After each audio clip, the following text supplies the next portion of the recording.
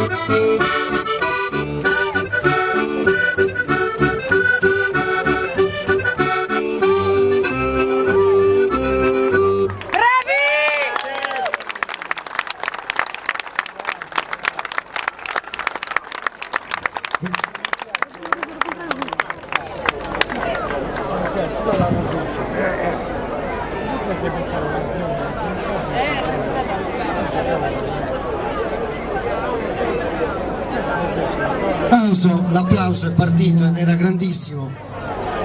Adesso Luisanna ci dirà il terzo ed ultimo ballo che seguiranno, a meno che non vogliamo presentare i ragazzi. Alla fine li presentiamo. Allora, ora balleranno il ballo a passo, detto il ballo di corteggiamento. Infatti ci saranno i bambini maschietti, solitamente corteggiano le femminucce per poterle dichiarare. Si chiama ballo a passo. Gruppo Folk, Associazione Intranis di Porto Torres.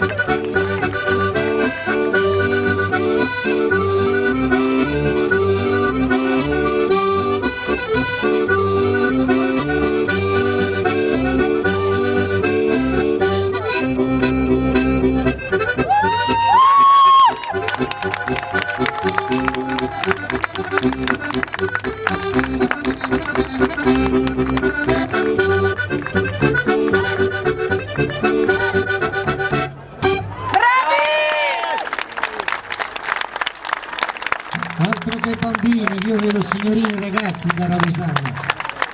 Adesso procediamo alla presentazione dei ragazzi, uno per uno. A me dai l'aria. Aurora.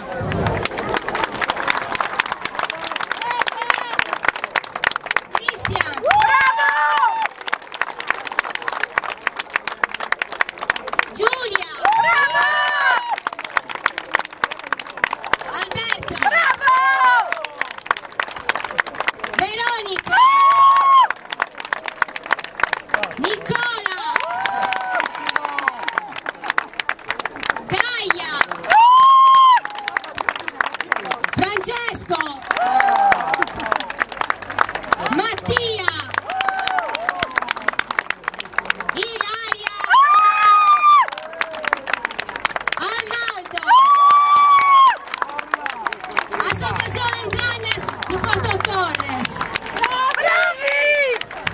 Naturalmente hanno ballato sulle note dell'organettista Angelo Nieto.